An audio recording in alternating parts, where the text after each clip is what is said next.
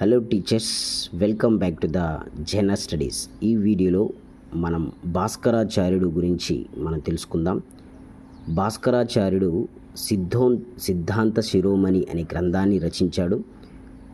అందులో పాటి అనే భాగానికి, గణిత భాగానికి తన కూతురు లీలావతి పేరు మీదుగా పాటి గణితంని లీలావతి గణితంగా పేరు మార్చాడు. పాటి అంటే ఇక్కడ అంకగణితం అని అర్థం. ఇక్కడ చూడండి, పాటి అంటే అంకగణితం, లీలావతి గణితం అంటే సిద్ధాంత శిరోమణి గ్రంథంలో మొదటి భాగమైన పాటి గణితానికి లీలావతి అని పేరు పెట్టాడు నా కూతురు. ఓకే, ఇప్పుడు భాస్కరాచార్యుడు గణితానికి చేసిన సేవల గురించి మనం తెలుసుకుందాం. సున్నాకు చెందిన నియమాలను వివరించాడు. సున్నాకు సంబంధించిన నియమాలను వివరించాడు.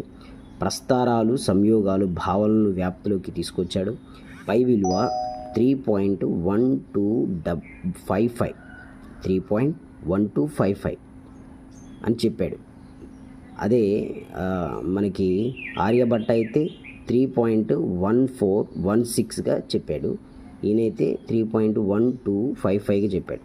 ఇంకా బీజగణితంలో ధన రుణ సంఖ్యలను గురించి చెప్పాడు. బీజగణితం ఉంది కదా, అందులో ధన రుణ సంఖ్యల గురించి చెప్పిన వ్యక్తి ఈయన.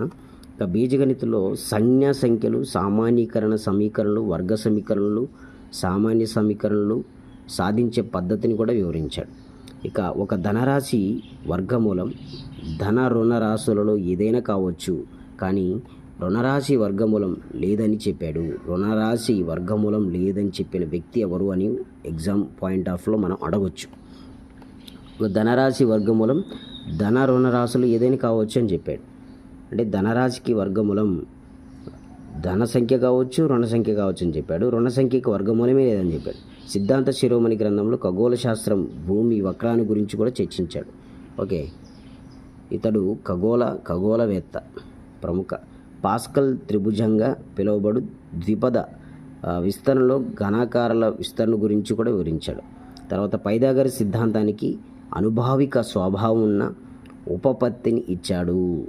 అంటే పైథాగరస్ సిద్ధాంతానికి అనుభావిక స్వభావంగా ఉన్న ఉపపత్తిని ఇచ్చాడు.